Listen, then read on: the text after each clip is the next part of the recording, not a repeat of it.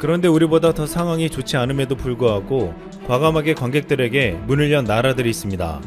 바로 프랑스와 일본입니다. 프랑스는 11일부터 스포츠 경기에 5,000명 이하의 관중을 허용했습니다. 프랑스는 최근 신규 확진자가 줄어들자 사회적 봉쇄를 단계적으로 완화했습니다. 그동안 프랑스는 어느 나라보다 심각한 상처를 입었습니다. 13일 현재 프랑스의 누적 확진자는 17만 명이 넘었는데 희생자가 무려 3만이 넘었습니다. 프랑스의 치명률은 무려 17.4%로 전 세계에서 거의 가장 높은 수치였습니다. 이번 경기에 참석한 록사나 마라시노뉴 프랑스 체육장관은 프랑스 축구 리그에서 관중 입장이 허용되고서 프랑스 축구와 스포츠의 승리다. 경기장에 사람들이 모였다. 프랑스 축구가 원래대로 돌아와 기쁘다. 프랑스는 서유럽에서 이렇게 할 수 있는 유일한 국가라며 만족감을 드러냈습니다. 하지만 지난달 중순 400명대로 확진자가 줄면서 바이러스의 싸움에서 첫 승리를 자축하며 봉쇄 조치를 완화했던 프랑스는 14일 현재 신규 확진자 1625명이 늘며 다시 확산되는 양상을 보이고 있습니다. 아시아에서는 일본이 관중 입장을 허용해 눈길을 끌고 있습니다. 일본 제1리그는 정부의 방침에 따라 프랑스보다도 하루 빠른 지난 10일부터 관중 입장을 시작했습니다. 일본도 한 경기 최대 5,000명까지 입장을 허용했는데 일본 언론들은 오랜만에 경기장을 찾은 팬들의 만족도가 상당히 높은 것으로 조사됐다고 보도했습니다. 그러나 최근 일본의 확진자가 급증하면서 무리한 결정이라는 비난이 쇄도하고 있습니다. 일본은 15일 기준 신규 확진자가 330명을 기록하며 누적 확진자는 2만 3천여 명이 되었습니다. 지난주부터 일본은 연속적으로 300명 이상 늘며 일주일 사이 2,000명이 넘게 증가했습니다. 어느새 확진자는 한국의 2배가 되었고 희생자는 한국의 3.4배가 넘었습니다. 이 때문에 일본 내에서는 다시 긴급사태를 발동해야 한다는 주장이 거세게 제기되었습니다. 일본 공영 NHK가 지난 10일부터 12일까지 여론조사 결과에 따르면 최근 도쿄 지역에서 일일 신규 확진자가 200명을 넘어서는 등 재유행 조짐이 나타난 것에 대해 긴급사태로 대응해야 하는지 묻는 항목에서 48%가 찬성했습니다. 지난 14일 일본의 대표적인 우익신문 산케이신문도 정부가 긴급사태 재선언의 소극적인 이유로는 병상이 충분하기 때문이라고 설명하지만 정부는 재선언을 하는 기준이 되는 통계 등 정확한 근거를 제시하지 않고 있다고 비판적으로 보도했습니다. 그럼에도 일본 정부는 긴급사태는커녕 오히려 프로스포츠 관중 입장을 허용하고 22일부터는 여행관광진흥책인 고토 캠페인을 실행하는 등 정반대의 정책을 쓰고 있습니다. 그런데 일본은 프로축구 입장이 포문을 연 프랑스와는 정반대의 정책이 눈에 띄게 비교되고 있습니다. 프랑스 정부는 팬데믹에 맞서 최전선에서 싸운 영웅인 의료진들의 급여를 올리기 위해 80억 유로, 하나로 약 11조 원을 지원하겠다고 밝혔습니다. 올리비에 베랑 프랑스 보건장관은 의료 종사자 150만 명을 기준으로 월 평균 183유로, 하나로 약 26만 원의 임금 인상 효과를 가져올 것이라고 설명했습니다. 그런데 프랑스가 파격적인 인상을 한 반면 일본 주요 의료기관은 바이러스와 싸운 간호사들의 급여를 삭감한다고 밝혀 논란이 되었습니다. NHK 13일 보도에 따르면 일본 주요 의료기관의 3분의 1 이상이 간호사 등의 여름 보너스를 지난해보다 줄이거나 아예 없애기로 했다고 보도했습니다. 일본 의료노동조합연합회가 가입 의료기관을 대상으로 올여름 간호사 등의 보너스 규모를 조사한 결과 전체 338개 의료기관의 34%에 해당하는 115개 기관에서 지난해보다 액수를 삭감하거나 폐지한 것으로 나타났습니다. 이 때문에 목숨 걸고 바이러스 환자를 보살펴온 일본 의료 종사자들의 불만은 극에 달했는데 지난달 일본의 국가공무원과 국회의원의 여름 보너스는 한 푼도 줄이지 않고 지급된 사실이 알려져 논란이 커지고 있습니다.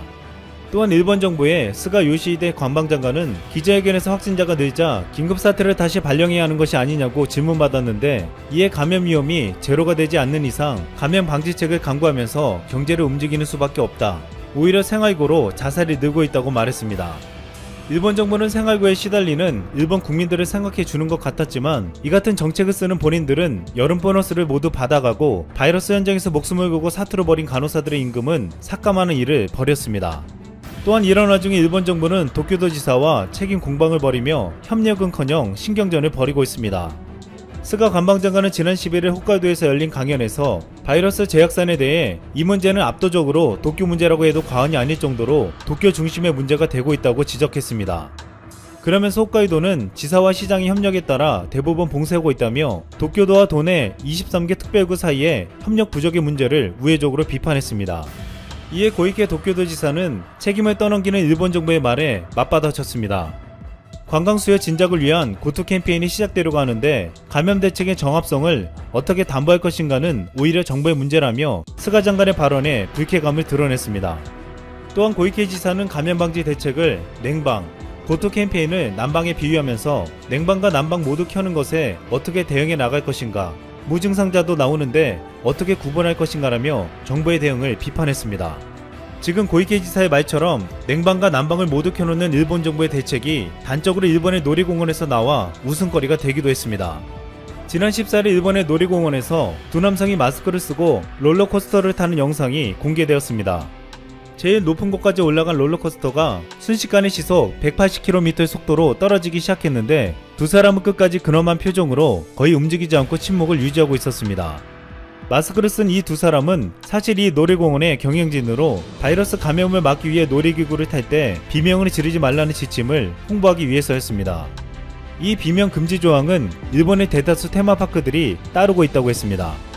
일본 누리꾼들은 이게 무슨 고문도 아니고 뭐냐고 비판하며 이럴 거면 그냥 놀이공원 문을 닫으라고 큰소리쳤습니다. 일본 정부가 이 같은 정책을 쓰는 것은 경제는 살리면서도 바이러스의 확산을 막아야 하는 상황이기 때문이라고 했지만 결국 어느 하나 제대로 할 수 없는 어이없는 정책이라는 비판을 받고 있습니다. 일본 국민들은 이 같은 일본 정부를 사태 초기부터 불신하고 있으며 이 같은 정책에 마치 지옥에서 살고 있다는 말까지 나오고 있습니다. 우스갯소리로 일본인들은 자신들을 코로나 지옥에서 건져준 건 한국 드라마와 K-팝이라는 말까지 나올 정도였습니다. 일본의 베스트셀러 창카이 토토짱으로 유명한 일본 소설가 구로야나기 데스코가 최근 한 방송에서 사랑의 불시착을 몇 번이나 봤다고 이야기해 화제가 된 적이 있었습니다. 그러자 다른 유명 연예인, 스포츠 스타들도 사랑의 불시착을 재밌게 봤다고 밝히기 시작했습니다. 일본에서 긴급사태로 대부분의 식당이나 상가가 문을 닫자 이때 구세주로 등장한 것이 바로 한국 드라마라고 했습니다. 이 때문에 일본 인기 연예인이나 스포츠 스타들이 공공연히 코로나 지옥을 한국 드라마 보는 재미로 이겨냈다고 말했습니다. 어떤 연예인은 긴급사태 조치 기간 동안 소문난 한국 드라마 30여 편을 연이어 봤다고 밝혀 화제가 됐고, 또 다른 유명 스타는 현빈과 손예진, 박서준의 작품을 모조리 찾아봤다고 고백하기도 했습니다. 한국 드라마를 좋아하는 일본인들은 공통적으로 한국 드라마에는 인간 희로애락이 담긴 사람이 중심인 스토리가 있다고 말했습니다. 여기에 탄탄한 구성력과 배우들의 명연기, 제작비를 아끼지 않는 과감한 현지 촬영, 사람의 마음을 울리는 배경음악 등이 한데 어우러져 완성도를 높인다는 것이었습니다. 반면 일본 드라마는 만화를 극화한 것이 많아 판타지성 분위기가 가득하다 보니 한국 드라마처럼 스토리에 따라 주인공과 함께 웃고 울고 분노하는 감정의 움직임이 거의 없다고 했습니다. 또한 일본 TV에서 주로 방영되는 드라마는 살인사건이 중심이 되는 극이 대부분이었습니다.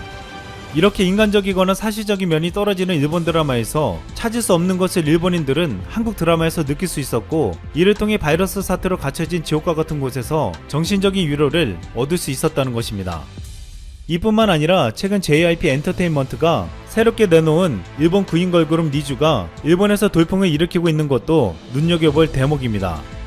니쥬의 첫 디지털 싱글 Make You Happy는 발매 첫날인 지난달 30일 일본 오리콘 차트 디지털 싱글 데일리 차트에 이어 주간 랭킹에서 각각 1위에 올랐습니다.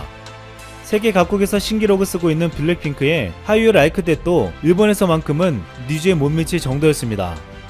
니쥬의 성공은 한류 3.0, 즉 K-팝의 현재 전략의 성공이라는 점에서 주목되고 있습니다. 3.0 시대는 완벽한 현지화로 2.0 시대에서 해외에서 멤버를 데려와 한국에서 제작한 K-팝 그룹에 배치했다면 3.0 시대는 현지에서 멤버를 선발부터 데뷔, 즉 인큐베이팅까지 한다는 것입니다. 니쥬는 JYP 박진영이 일본에서 오디션 프로그램을 통해 만들어낸 그룹으로 최초의 경연곡과 춤이 거의 한국 노래라서 일본에서 그저 K-팝 팬들의 잔치가 될 것을 우려했습니다. 하지만 결과는 일본의 남녀노소를 가리지 않고 관심을 가지게 만들었고, 일본 아이돌들을 가볍게 제치고 폭발적인 인기를 끌게 만들었습니다. 글로벌 시장을 노리며 오랫동안 쌓아온 한국의 프로듀싱은 일본이 따라할 수 없는 수준을 보여주었습니다. 이에 지금 일본에서는 왜 일본 음악업계는 한국 K-팝에 완패해버렸냐고 분석하는 기사들이 나오며, 일본 네티즌들도 자국의 상황을 탄식하며 예리한 분석들을 내놓았습니다. 우선 일본의 음악은 한국처럼 전혀 돈을 투자하지 않아 퀄리티가 너무 차이가 난다고 비판했고, 스마트폰 시대에 모두가 인터넷으로 접속 환경을 가진 시대에 경영자들이 따라가지 못한다고 했습니다. 또한 일본 대형 기획사와 광고회사가 독점하기 때문에 일본이 쇠퇴하고 있다고 했습니다. 무엇보다 글로벌 시장을 겨냥한 K-팝과 일본 내수 시장에 빠져 낙후된 J-팝과의 격차는 극심해졌다고 했습니다. 현재 일본 정부는 바이러스도 제대로 막지 못하고 경제 정책 또한 제대로 내놓지 못하며 갈팡질팡하고 있습니다. 그러는 사이 일본 국민들은 한국 드라마와 음악에 빠져들고 있습니다. 한 일본 네티즌은 한국 드라마와 K-팝이 인기 있는 이유를 이렇게 말했습니다. 일본인도 제대로 된 것을 보고 싶다. 그렇습니다. 자세히 보시면 전 세계에 삼성이라는 로고가 들어가는데 일본판에서만은 삼성을 찾을 수 없고 갤럭시 로고만 표기하고 있습니다. 삼성은 세계 스마트폰 부동의 1위를 달리지만 일본에서는 부진을 면치 못하고 있는데요. 애플은 쳐다볼 수도 없고 이제는 완전히 몰락해서 일본 외에는 존재감도 없는 샤프, 소니, 후지츠와의 사이에서 경쟁하고 있습니다. 그래서 일각에서는 자국 브랜드를 선호한다고는 해도 애플만은 고공행진인 것을 보면 일본인들이 삼성은 곧 한국을 연상시켜 구매하지 않는 경향이 분명히 있다는 생각을 할 수 있고, 삼성 로고를 지우고 갤럭시만 표기한 이후 실제 실적이 올라가고 있다는 분석입니다. 간혹 논란은 있지만 세계 최고의 기업 중에 하나인 삼성은 한국인들에게 큰 자부심을 주고 우리 한국이 어려울 때 적극적으로 나라를 위해 애쓰는 기업입니다. 이번 사태에도 타 기업들이 10억 정도의 기부를 할 때 혼자 300억이라는 넘사벽의 모습을 보였고, 최근에는 아예 정부를 도와 마스크 원재료를 전 세계에서 공수하고 마스크를 만드는 작은 회사들에까지 일일이 방문하여 삼성의 제조 기술을 지도하며 생산량을 획기적으로 끌어올린 바 있습니다. 이런 삼성도 중요 시장인 일본을 포기할 수 없는 것은 분명합니다. 겉으로는 말을 안 하면서도 속으로는 한국 불매를 생활하고 있는 일본인들에게 삼성이 자존심을 굽히면서 갤럭시만 표기한다고 볼 수 있는 것이죠. 이에 대해 누구도 삼성에게 뭐라 할 수는 없는 부분입니다. 그런데 일본에서 불매운동이 일어나자 오히려 더욱 담대한 대처를 하고 있는 기업이 있습니다. 2017년 라카이 코리아는 독도협회를 후원하는 운동화를 출시했습니다. 의미도 좋지만 뛰어난 디자인으로 호평을 받았고 유재석, 강다니엘 등 유명 연예인들도 착용하여 더 유명세를 떨치며 폭발적 반응을 보였습니다. 예쁜 신발도 신고 뿌듯한 마음도 생기고 회사도 좋고 소비자도 좋은 일석이조 해피투게더인 상황이었던 것입니다. 그러나 역시 얼마 지나지 않아 일본의 여러 커뮤니티에 라카이 코리아의 얘기가 올라옵니다. 일명 독도운동화에 대한 얘기로 일본인들은 시끌시끌했고 댓글에는 한국인으로서는 절대 용납할 수 없는 내용도 많았습니다. 쓰레기 디자인이다. 신고 있으면 조선인인 걸 들켜도 좋은지 조선인들은 참 왜 한국은 일본을 얘기하지 않으면 자국을 자랑하지 못해? 한국에 태어나지 않아 좋았다라고 다시 생각. 괜찮은 아시아 국가는 베트남과 필리핀 정도 같아. 라카이 슈즈 그렇게 안 봤는데 이것은 일본에서 불매운동이 일어날 거예요. 2020년 1월 재미 한국인 과학자 가족이 5년간 노력한 결과로 731 부대의 만행이 미국 연구윤리 교재에 실리게 됩니다. 일본 제국 731 부대가 살아있는 사람을 대상으로 여러가지 잔인한 실험을 했었던 내용입니다. 여기에는 많은 한국인, 중국인들 뿐만 아니라 우리나라 독립운동가분들도 포함되어 있으며 총 3천여 명의 희생자가 억울한 죽음을 당했던 가슴 아픈 역사입니다. 역시나 또 일본의 한 블로그에는 글이 하나 올라옵니다. 한국은 국제 관심을 전혀 끌지 못하고 일본 정부에서도 상대를 안 해주니 우길기나 후쿠시마 이야기를 들고 나오거나 또 이렇게 연일 일본 싫다는 말만 반복하고 있다. 일본의 노벨상 수상을 부러워하지만 조선인들은 남을 헐뜯는 일에만 능력을 발휘한다고. 731 부대를 다루는 이야기는 전혀 신빙성도 없는 창작일 뿐이다.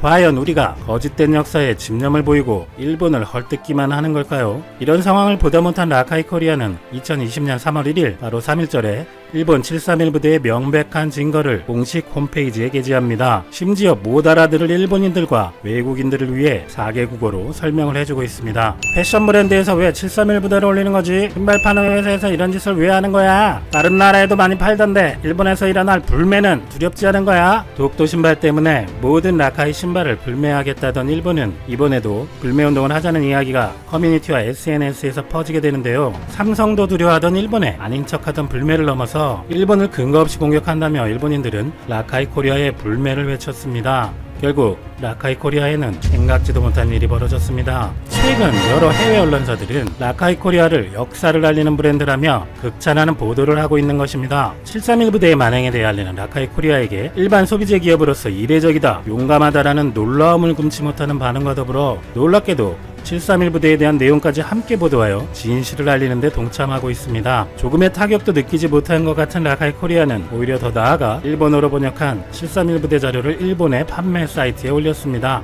라카이 코리아에게는 일본에서 판매를 할 생각이 없으신가요? 라며 걱정을 해주는 문의가 쇄도했습니다. 하지만 진실 앞에서는 일본 불매도 개의치 않는다는 라카이 코리아의 확고한 공식 답변이 또 한 번 화제가 되기도 하였습니다. 최근의 세계적 사태에도 한국이 세계의 모범적인 나라로 거듭날 수 있었던 것은 어려움 앞에서도 숨기지 않고 진실되게 마주하여 투명하게 정보를 공개하고 국민들이 한마음으로 노력했기 때문일 것입니다. 라카이 코리아는 역사의 진실 앞에 일본의 왜곡과 공격 앞에 숨지 않고 당당히 역사 앞에 마주했습니다. 독도신발 731 부대의 진실뿐만 아니라 3.1절, 광복절 등 국경일마다 기념상품을 출시하는 라카이 코리아 같은 회사 역시 오늘날 세계가 주목하는 진실된 한국의 모습을 만들어가는 작은 힘이 아닐까 생각됩니다.